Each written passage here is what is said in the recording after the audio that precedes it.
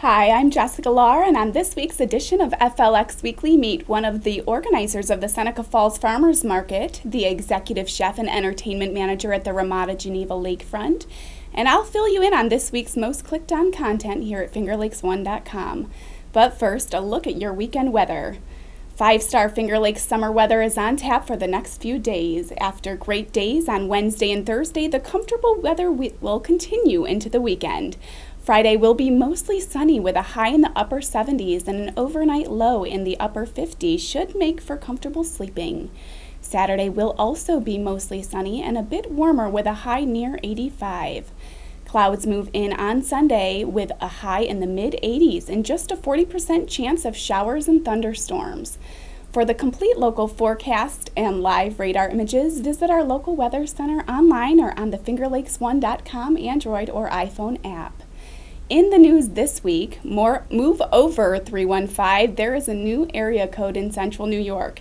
Area code 680 will become the second area code for our area, joining 315 in an 18-county area stretching from the southern tier to the Canadian border.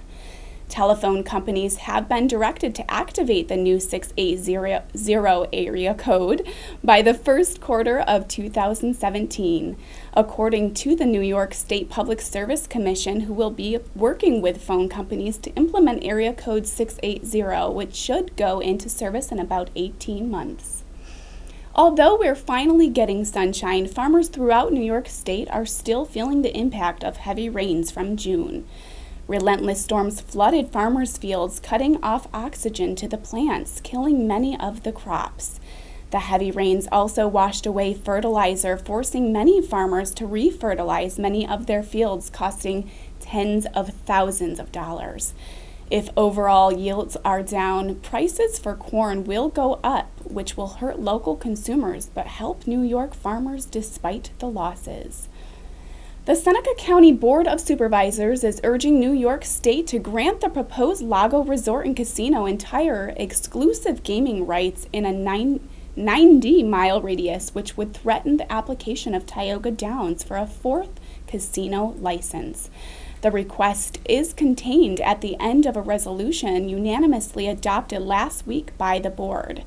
The purpose of the resolution was to express continued support for the Lago Casino, which suspended construction last week following a court ruling that the Tire Town Board improperly granted approval of an environmental review. Developer Thomas Wilmot, whose Rochester-based company Wilmerite is behind Lago, has maintained the issue as just a temporary setback for the $425 million project. An Ontario County Sheriff's deputy is being credited for limiting the extent of an apartment building fire in Canandaigua early Saturday morning. Deputy Denick Chimacero arrived at the building on Center Point Boulevard after 4 a.m. and contained the fire to the porch and exterior wall of a first-floor apartment using a fire extinguisher until the Canandaigua Fire Department arrived shortly after and completely extinguished the fire. 13 people in the building escaped safely, and the cause of the fire remains under investigation. The protests against natural gas storage in underground salt caverns beneath Seneca Lake continued at the gates of the Crestwood facility near Watkins Glen this week. On Monday, 13 more people were arrested, bringing the total to over 300 over the past 9 months. Reading Town Justice Raymond Berry listened to oral arguments last week regarding motions that would dismiss charges against 84 previously arrested protesters. Berry's decision is expected early next week. Macedon police are asking residents in the Geneva area to lock the doors of their vehicles after a string of vehicle break-ins over the past several evenings. Residents are being asked to remove valuables from their vehicles if they are parked in driveways overnight. We'll be back in 60 seconds with the week's top local photos. So many sights to see on the internet, but for everything local, there's no place you can get it. At FingerLakes1.com. Come on over to FingerLakes1.com. Make us your homepage. News, weather, sports, and fun. Log on to Finger Lakes One. Local news from over 40 sources, custom local weather, over 10 hours of live broadcasts and podcasts every week on your computer, tablet, television, or smartphone. 24 hours a day, 365 days a year. www.fingerlakes1.com. Come on and join the fun. Log on to Fingerlakes1. www.fingerlakes1.com. Welcome back. Now for some great summer scenes with a look at our favorite local photos posted at fingerlakes1.com this week. While these flowers photographed by Rachel Burkholder and Ovid on Wednesday evening are eye-pleasing when in bloom, the real appeal is their amazing fragrance. A family of bluebirds have nested right outside Pamela Bailey's kitchen window in Geneva. Because of recent high winds, she used duct tape to secure their birdhouse to the deck. And I just love this photo from Shelley Lannon, who caught the attention of a doe and her two fawns as they were taking a leisurely walk through a field in Clifton Springs early Friday evening. Deanna Lawrence captured this view of Keuka Lake looking north on a warm Saturday afternoon. The old Seneca Knitting Mill in Seneca Falls is being rehabilitated as the future site for the National Women's Hall of Fame and is seen in this photograph by Rachel Burkholder from the Bridge Street Bridge on Thursday afternoon. Rachel also snapped this shot of the west end of the Seneca Falls Canal Harbor on Thursday afternoon. And Kathy Contant photographed a fiery sunset over Lake Ontario on Sunday night as seen from Sodus Point. Every year about this time, local photographer Lori Dirks sends us fantastic photos from her backyard in Ontario, Wayne County, featuring the family of bluebirds that nest there annually. Here's this year's batch.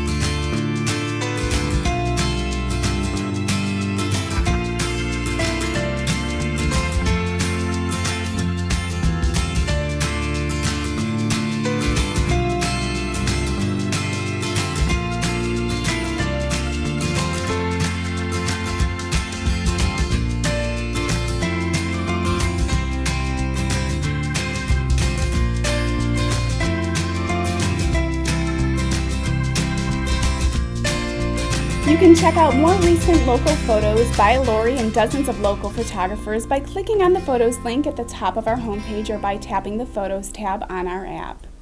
In local theaters this weekend, video game villains from the 1980s are destroying the earth in Pixels, which opens in the Finger Lakes on Friday night, along with the new Jake Gyllenhaal boxing movie Southpaw. Also playing is Marvel's Ant-Man, the new comedy Trainwreck, and for the kids, Minions and Disney's Inside Out. For more movie times at theaters close to you, click on Movie Times at our homepage or on the fingerlakes1.com app. It's late July in the Finger Lakes, and that means plenty of local event options. The Ontario County Fair is underway in Canandaigua and continues through Saturday night.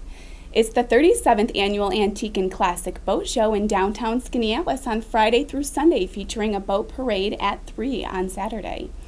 The annual Native American Dance and Music Festival is a Saturday and Sunday in Victor at the Ganondagan Historic Site with traditional dancing and music. Sample all the cheeses of the Finger Lakes Cheese Trail in one place on Saturday at Sunset View Creamery in Odessa for the Finger Lakes Cheese Festival. The 8th annual Seneca Falls Classic Car Show is set for 10 a.m. to 2 p.m. on Sunday, or head up to the Sodus Bay on Sunday afternoon for a free concert at the Lighthouse. There are tons more local events slated this weekend across the region. For a full list of activities and details, visit our community events calendar. If you missed it on FingerLakes1.tv this week, Seneca County Cornell Cooperative Extension's Patty Batley was in studio on Tuesday afternoon for Healthy Cooking with Your Friendly Italians to talk about everything going on at the Seneca Falls Farmers Market this summer.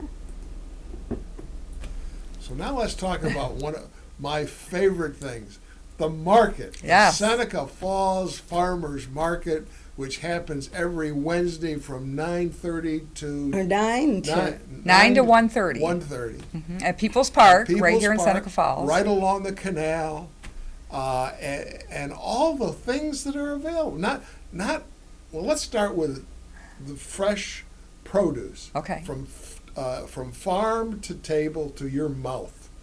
These wonderful vegetables and things that are grown here locally. Supporting our local farmers, keeping it in the community, and it tastes better, people. It really does. How many farmers do you usually have? We have about 18 vendors total. Okay. There's probably about 10 or 12 that actually have fresh fruits and vegetables. And like you guys were saying, most of those things are picked fresh that morning. They'll tell you. Yeah. So you can't get anything fresher than that here. You can't go to the grocery store and get them that fresh. And then you can come and buy them from the people who are growing them. So you can ask questions. Did you use any pesticides? Right. What variety is this? Like the one vendor has plums, and you'll go over and you'll have 3 types of plums, and you'll say, okay, I like my plums to be firm, or I like my plums to be juicy, or I like them to be sweet, or I like them to be sour, or whatever. And he can tell you, and he'll tell you which type to buy, or he'll mix you up a bunch. That's the fun part is, they'll mix things and they'll help you, get the right thing that you want. So compared to going to a supermarket where you're on your own. And then, if you ask them, some people think that they need to have organic. If you ask these farmers, they'll tell you it's very difficult to get an organic stamp that says they're organic, but they don't use the pesticides. If you ask them directly, you'll realize that you are getting really organic food at a lot lesser price than you're going to go pay at the supermarket for organic produce. That's right. Yep. And they'll tell you anything you want to know about their product. They've planted it, grown it, tended it, and they pick it and bring it to you at the market. So you can't beat that. It's a great place. And I was talking to you earlier, the yellow beans that I bought last week were the best, and I would imagine they will be there tomorrow. Oh yes, they're wonderful. Well, you should have almost full produce at this point at the market. We're getting there. There's quite a wide array of everything. About the only thing we don't have right now is melons. Right. But they'll be coming soon too, and squash. Has corn come in yet? Corn maybe this week. Okay. We're waiting, but yeah. And the radishes. They get different kinds of radishes and garlic and the berries. Zucchini in? There's zucchini. There's been zucchini and yellow squash for quite some time. There's right. There's raspberries and blackberries and peaches and plums and apricots. So one vendor has apricots for anybody who likes apricots. And the large variety of salad greens that are available from Boston to romaine. We had a delicious head of Boston from last week. Yeah. The one vendor had these wonderful carrots. She leaves the green tops on them, and they make such a nice display. And people, if you buy a carrot that's got its tops on, the taste of that carrot compared to the ones that are packaged in the cellophane that have been sitting in the there's no comparison. Now on top of that, of all the wonderful produce you have baked goods there. Yes, there's a couple baked goods people that have a wide variety of things. We also have people who produce their own maple syrup right here in Seneca County. I got some of that. It's Yes, wonderful. very good. And eggs. Yeah. We have a couple egg vendors. So you can, make a complete meal. You have your protein, and we have a meat vendor. Yeah. Yes. So you can get your meat, you can get your vegetables, you can get your potatoes, you can get your fruit Your for honey? dessert. You can get your baked goods if you'd rather have baked goods. Yeah. Well, there's our honey producer. And He's then here. there's a couple places where you can go and have lunch that they actually, you can go then sit in the park Yeah. at a nice picnic table and have your own lunch. So Yeah. there's two vendors that, Two vendors that do lunch. One typically has a chicken barbecue with potatoes and some other side, and the other woman brings a variety of things. Each week she says something different, but she also does some breakfast. She does a breakfast sandwich, which is that's right. oh, you can smell that when you're walking there Right. in the morning. It's really good, and she has coffee and tea and cold drinks too. So. And you have crafts. Some people Yep, bring there's crafts. a woman who grows her own lavender and uses old handkerchiefs and Yes, old I have linens them. to make I have sachets. them in my closet. Yes. I love them. They're beautiful, and so she Yes. grows it and then she makes them out of Right. other items. We have a new vendor who does ornamental. They weld and they do ornamental ironwork. Yeah. So you can get little low fences for around your flower beds, shepherd's hooks, flag holders, those type of things that are made right here in the county. Yeah. It's just nice to support the local economy, like It you is. said. So And you have some The executive economic chef and programs. entertainment coordinator at the Ramada Geneva Lakefront were in studio as guests on the Weber This Week show on Monday morning to talk about their popular eating and gathering spot on the north end of Seneca Lake. So we're going to talk about at length this morning about the Ramada. Jason's going to give us some idea of events coming up. Of course, it's a night spot. It's a great area for entertainment, and Josh and his team put on a great amount of food, and they do a very nice job of it. And I might add, if you haven't been to the Ramada, a lot of the young folks, and not just young, they have the Live After 5 on Friday nights, which is sensational. They draw a big crowd. And, of course, they had the clam bake working on Sunday afternoons for us old folks that can listen to better music, a little better music than I can handle the old rock and roll stuff. But let's start off with Jason. Jason, first off, I would be remiss if I didn't mention that Jason is also a city councilman. And in the political world of things, how long have you been a city council guy? Finishing up second term right now, so it's a total of 8 years right now. Do you like it still? Still Yes. interesting? Oh, absolutely. Yeah, there's always some interesting topics going on. So. Well, that's good, and that's got to take some time away as far as your schedule. Now, talk about yourself as your background goes, where you went to school, further education, and how'd you get involved in working with Ramada? Boy, I've got my path goes all over. Okay. But I grew up in Clifton Springs, so I'm native to the Finger Lakes area. I went off to Buffalo for college, came back about 15 years ago. I was working with Life in the Finger Lakes magazine. Came down to the Ramada 3 years ago, and currently I'm manager of entertainment, so I'm involved with booking the entertainment for Live After 5, Kickback Sundays you mentioned. We also have live music in our lounge on Saturday evenings, Friday and Saturday during the off months.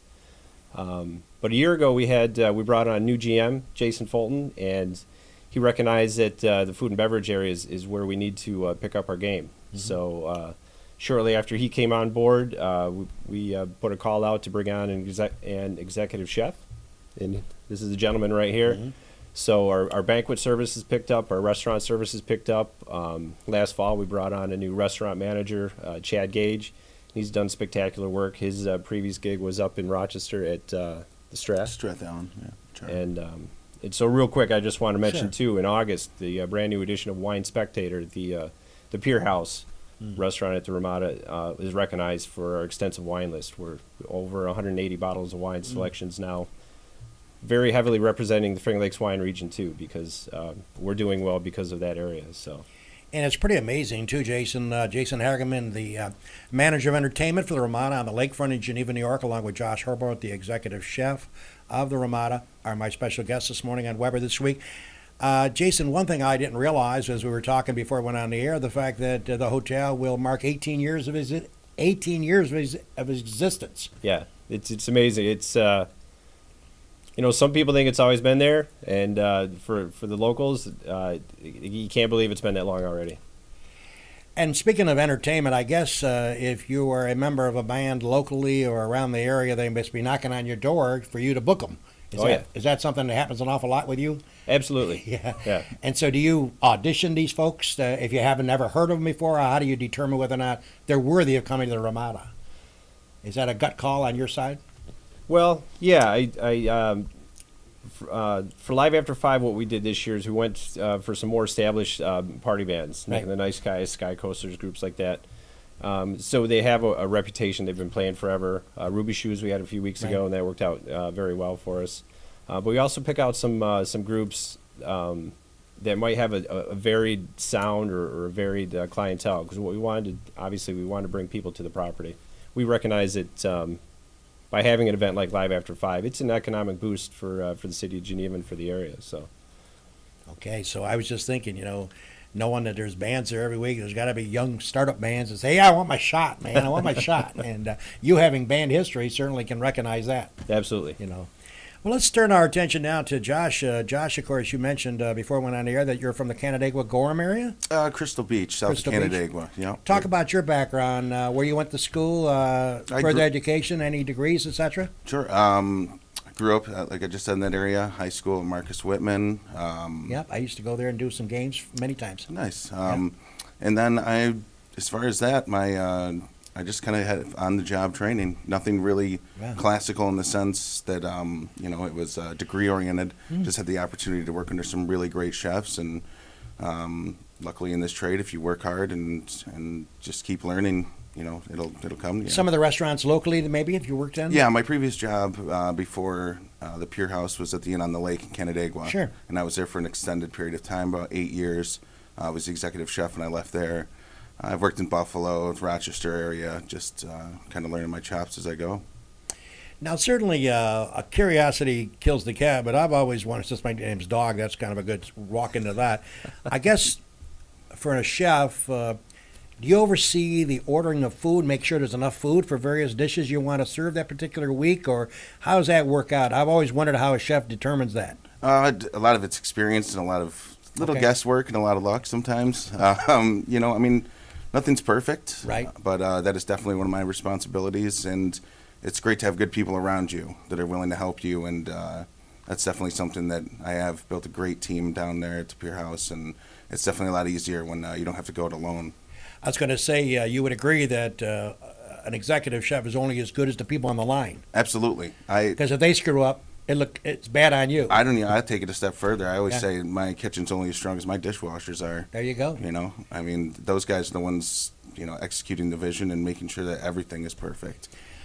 Now, pursuing the food aspect, since I enjoy eating as Jimmy does, and we all do, we enjoy different dishes. Check out all of this week's episodes at FingerLakes1.tv or on the Finger Lakes One TV tab on our app. All of our audio programming is also streaming in rotation on Finger Lakes One Radio. Thanks for joining me for another edition of FLX Weekly. I'll be back next Wednesday. For FingerLakes1.com, I'm Jessica Lahr. Have a great weekend in the Finger Lakes.